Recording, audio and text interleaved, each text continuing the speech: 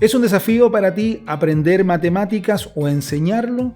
Si eres profesor o profesora o tienes hijos que quieres que aprendan mejor las matemáticas, este dato de este video es para ti porque hay un estudio que ha encontrado que hay que hacer un cambio urgente en los ejercicios de matemática de los libros escolares y sobre eso te quiero contar en el siguiente video de Aprendiz Experto.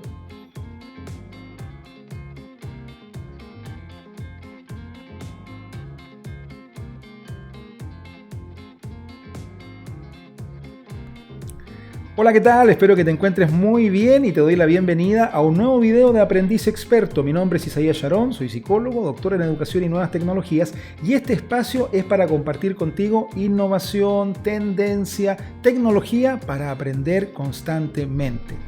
Y es por eso que me llamó mucho la atención y quiero compartir contigo en este video un artículo que he encontrado en Education Week, un portal en internet, una especie de revista digital obviamente de educación, donde han compartido más bien un estudio realizado por un profesor de la Universidad de Michigan State, del estado de Michigan, el señor William Schmidt, donde ha analizado, por favor escuchen lo siguiente, 50.000 ejercicios matemáticos en los libros de octavo grado en 19 países, 50.000 ejercicios matemáticos.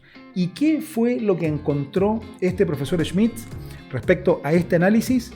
Es que uno de los grandes problemas de los textos de matemáticas es que no entregan ejercicios que sean aplicables en la vida real de las personas.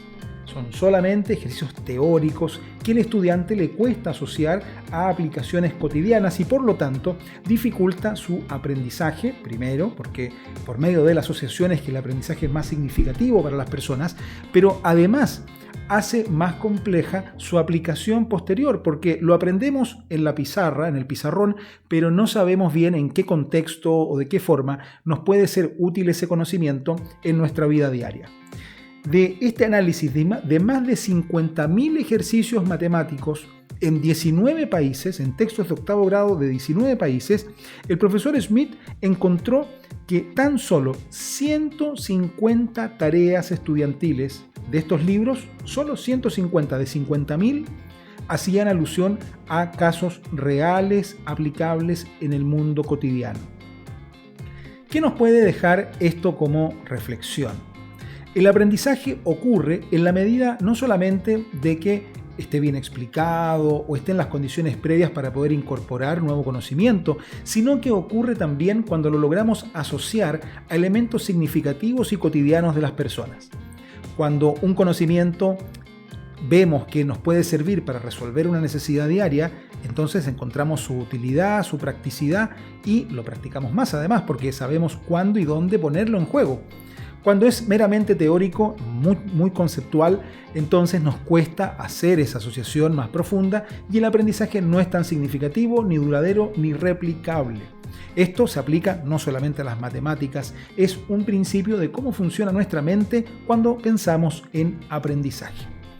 De esta forma, aprender matemáticas necesitamos hacerlo como algo más cotidiano porque lo podemos aplicar en nuestro día a día en muchas maneras distintas.